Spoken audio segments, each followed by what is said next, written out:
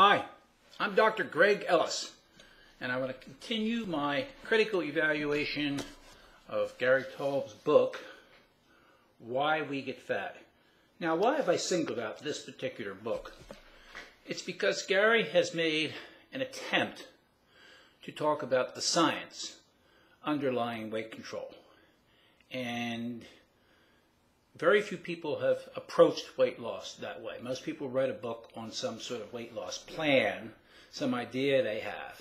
And he's attempting to evaluate the science that has been completed over the last number of decades. So that's why I'm singling this out. Now, I see three major areas that comprise his position. The first is that the calories in, calories out theory of body weight regulation was a total disaster and is absolutely useless to us and is meaningless. And I've already did a little piece on that. The next major issue is the argument about exercise making no contribution whatsoever to the process of losing weight and or maintaining lost weight. And the third is the notion that carbohydrates are solely accountable for why we get fat, the way we accumulate fat. So in his view, overeating and sloth, inactivity, physical inactivity, have nothing to do with the reasons why we are fat. It took me a couple run-throughs to get at what he was looking at, the why we get fat. But they're the three basic premises. Now, underlying them are many other scenarios throughout the book where he draws conclusions based on his analysis of the scientific data. And another limitation I see in this work is the fact that he goes back, all the way back, even into the 1800s and early 1900s, and uses quotes and writings from research back then, which is totally irrelevant for today's work and the science that we have available to us. Now, I am a research scientist. I've been reading research papers from the medical library since 1977. So that's now 11 and 23, 34 years of reading research papers. And I collect research papers. Here's a pile of research papers I have right now. So the topic I want to talk about today is Gary's position on exercise and the statements that he makes. Now, in his book, he writes about a professor from Harvard, Dr. Jean Meyer, and the stuff he said back in the 1950s. And it's very interesting how he views this thing. He tells us that Meyer was the first of a new breed of scientists to come along in the field. He eventually published hundreds of papers on nutrition, including Why We Get Fat. It was Meyer who pioneered the now ubiquitous practice of implicating sedentary living as the most important factor leading to obesity and chronic disease that accompany it. Modern Americans, said Meyer, were inert compared with their pioneer forebears. Then he goes on to say, by looking at Meyer's two studies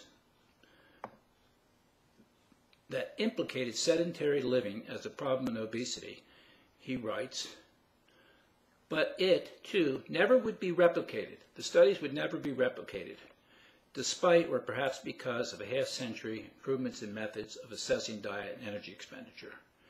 So the notion that Meyer's work was not replicated. So what is the actual science? Is it the bad science? Is it the good science? What does the actual science say about physical activity or sedentariness and overweight? Now, I can brush up on the subject pretty quick. So I spent about 2 hours investigating the relationship between appetite, hunger, and exercise. Now, one of the contentions of Gary Taubes is that all exercise will do is increase your appetite and make you hungry. And therefore, other than the health benefits of doing exercise, there's no value to it in weight control. Now I have this paper and this is crosstalk between physical activity and appetite control. Does physical activity stimulate appetite? Well, the main outcome of this review article is an article that looks at all the papers that have been done on a particular topic. And the conclusion to this paper was that exercise does not increase appetite and hunger. Does not increase appetite and hunger. So this is a complete contrast to what Gary Taubes says. So he's misleading us on the idea that all exercise can do is make us hungry. Now the fact is, exercise will help us with weight loss. Not insignificant amount of exercise. You have to do something. You can't do a 30-minute session one time a week. No, it won't work. He is right about that. But the research is available to us to tell us exactly what to do. But I'll get to that in a minute. I want to finish this part. So now this is the work that was never replicated. The researchers looking at the study of what happens when we make people sedentary, actually impose inactivity on human beings so they aren't as active as they normally would be. What happens to their energy expenditure and their food intake? Well, obviously energy expenditure declines. And what happens to food intake? They don't change it.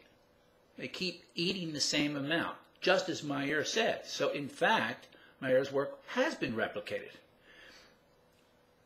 The researchers state they even go as far as to suggest that a reduction in energy expenditure in leisure time may be the main determinant of the current epidemic of obesity.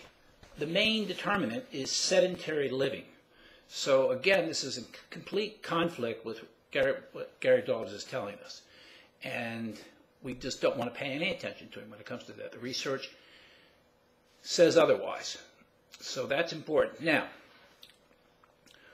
how much physical activity do we need to help with weight control? Well, this has been figured out through the work of using doubly labeled water. Now, doubly labeled water, to find out our caloric expenditure, we can breathe into tubes and get what we call our resting metabolic rate.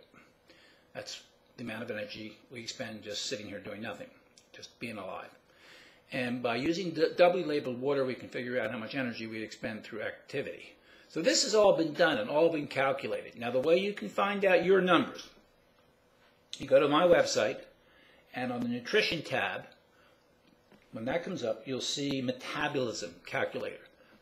And you go in there and just fill in the information it asks for, your weight, your height, your sex, and you just click the button and it's going to give you a whole series of numbers.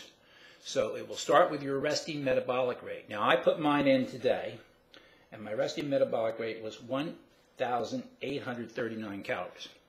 Now to get a multiple of that, we know that people who just go about their daily life will burn 1.55 times their resting metabolic rate.